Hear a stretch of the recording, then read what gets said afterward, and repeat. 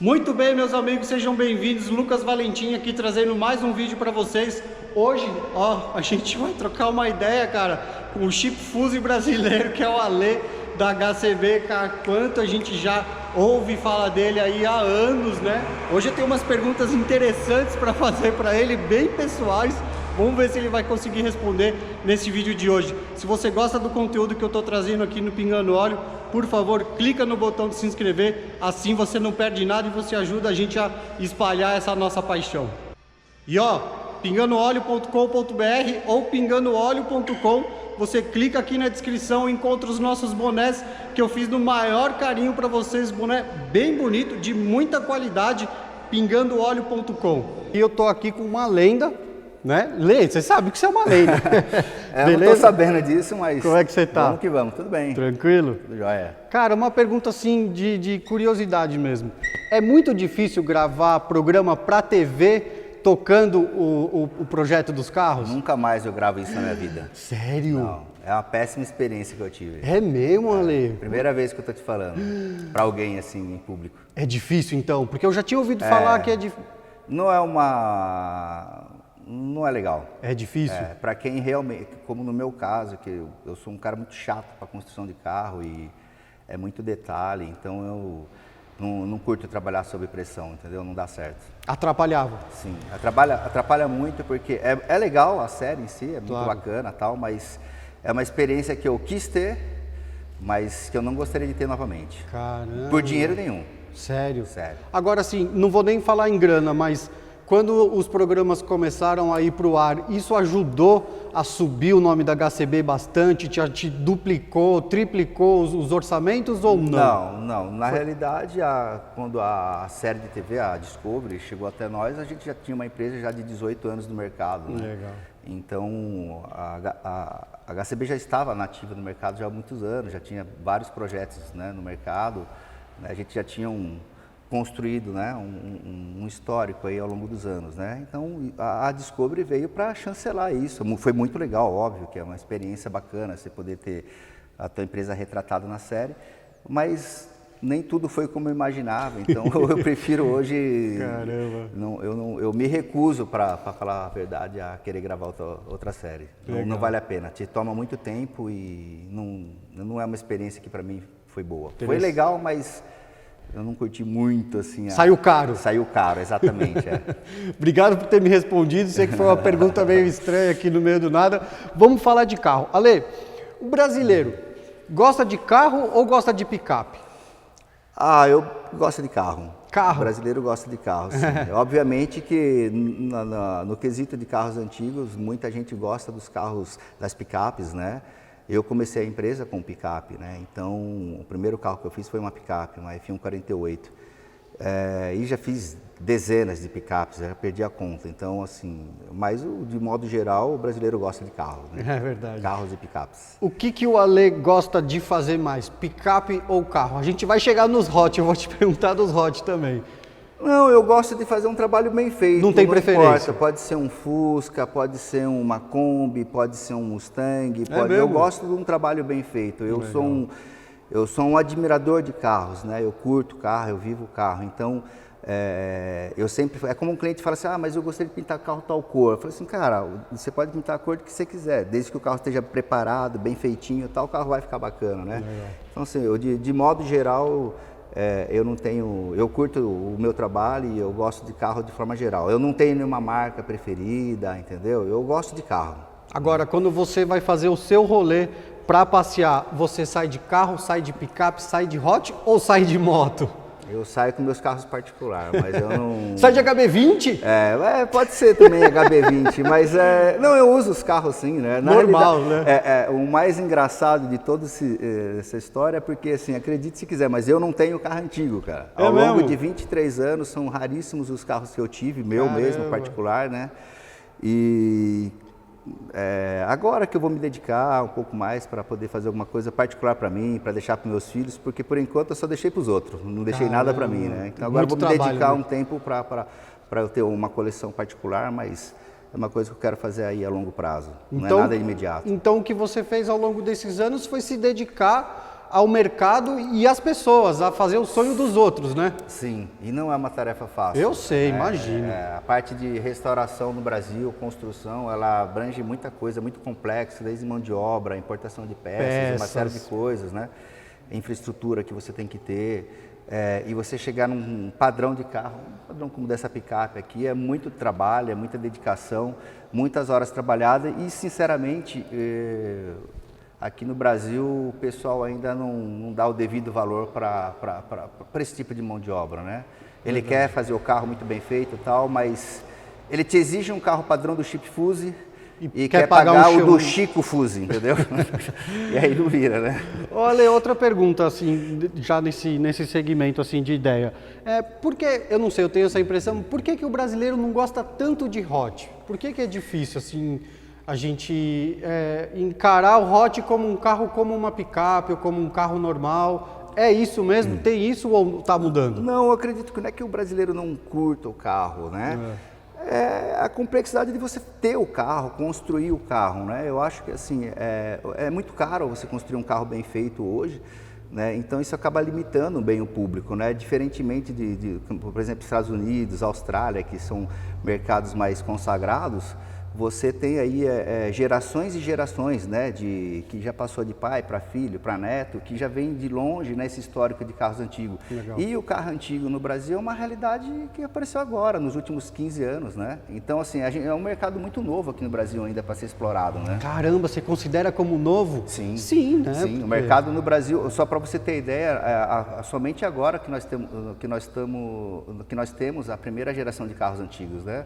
A nossa indústria automobilística ela vem do final da década de 50. Começou tarde. O primeiro carro foi a Kombi, se não me engano, depois veio o Opala, né? Esses carros que começaram. E agora, né, nos primórdios aí dos anos 2020, vamos falar assim, aqui nós temos a primeira geração de carros antigos, né? É verdade. E tem um detalhe interessante também, né? Que assim, o brasileiro sempre se apegou muito a carros americanos, né? Então nunca valorizou os carros nacionais, né? E aí agora, ó, recentemente, aí, nos últimos 10, 15 anos, é que você vê que realmente abriu um pouco o mercado para o pessoal aqui começar a customizar os carros nacionais, né? Legal. Olha, assim, eu vou te fazer uma pergunta, mas assim, por exemplo, lá na década de 60, 70, quantos anos mais ou menos os americanos e os europeus eles estavam à nossa frente na questão da construção? Bom, hoje a gente pode considerar que já no começo do século, a veia do Hot Rod começou já na década de 30, né? Vamos falar assim, né? Nossa Senhora! Então, com o Ford 32, que é esse aqui, né? Olha lá, o cara esse aqui é o Ford 32. Então, assim, é um carro que eu curto demais. Eu tive o privilégio de fazer alguns, acho que uns 8, 12 já, Ford 32. E começou nesse período, né?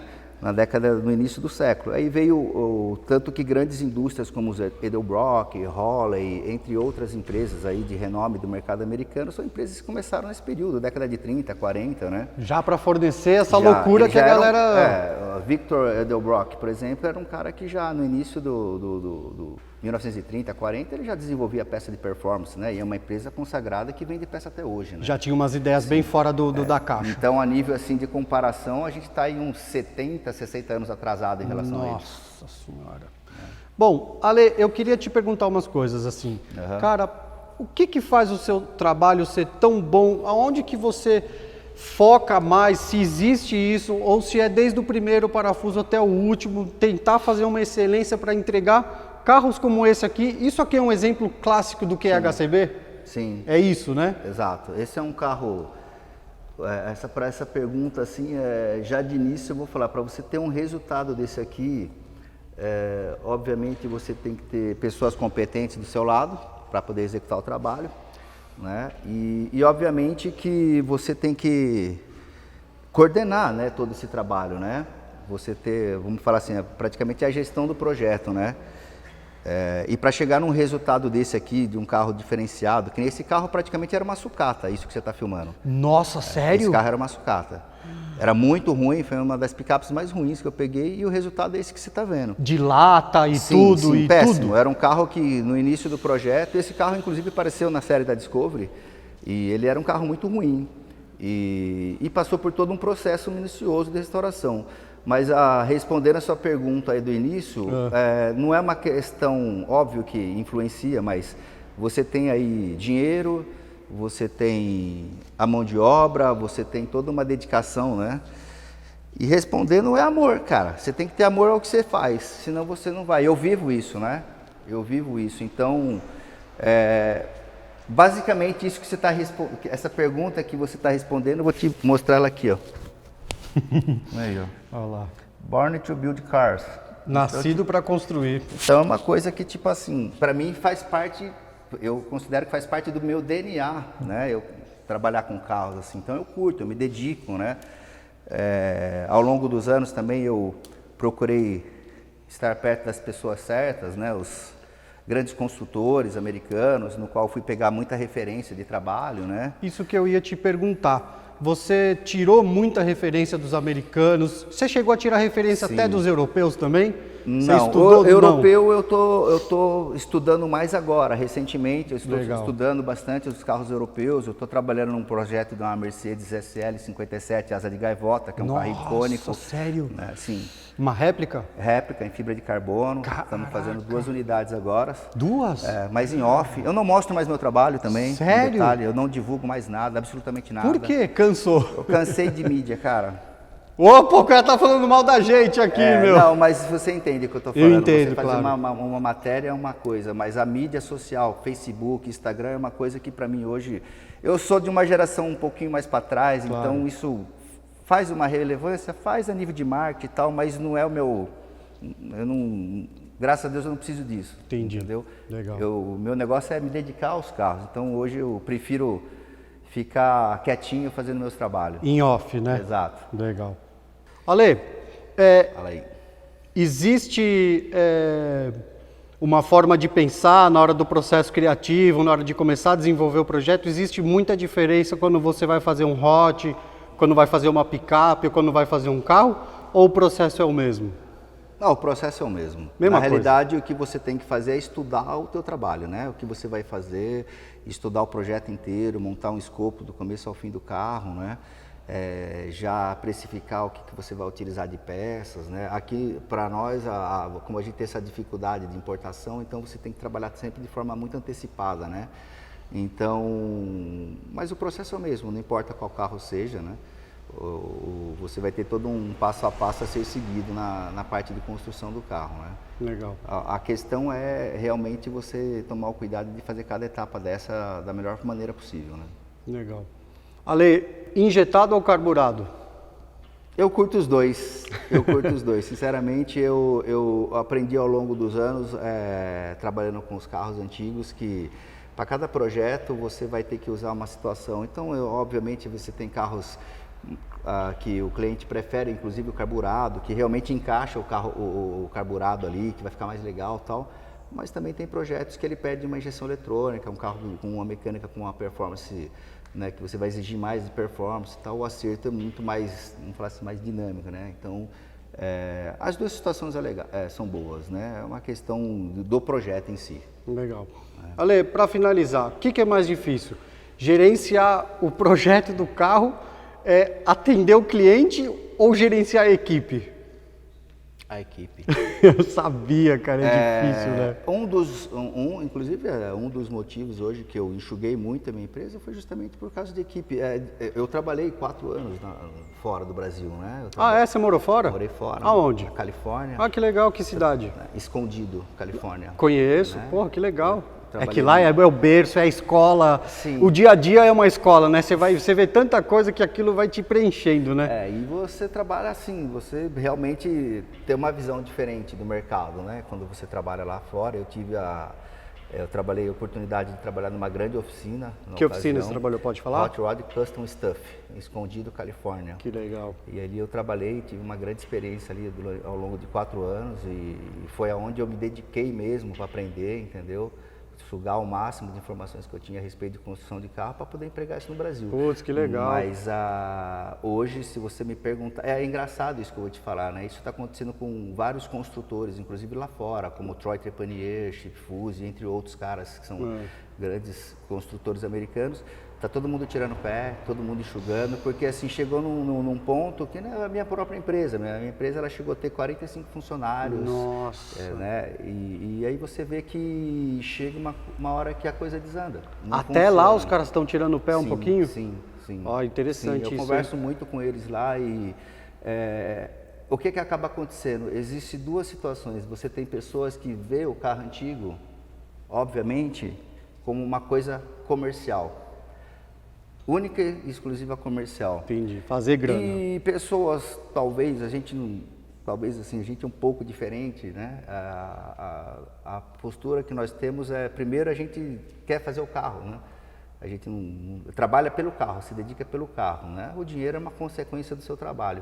Então, assim, e pessoas como o Fuse, como o Troy, como outros construtores, até uma postura que eu tô tendo hoje, cara, você vê que eu prefiro hoje me dedicar a fazer 2, 3, 4 carros do que você ficar numa loucura de fazer 20, 30 carros. Produção monstra. Isso eu deixo para quem está começando agora, a rapaziada que está começando a oficina agora, eles têm um longo até caminho bom pela frente. É bom, claro que é bom. Eu já tenho meus clientes, graças a Deus, eu já tenho meu caminho aí já traçado, né?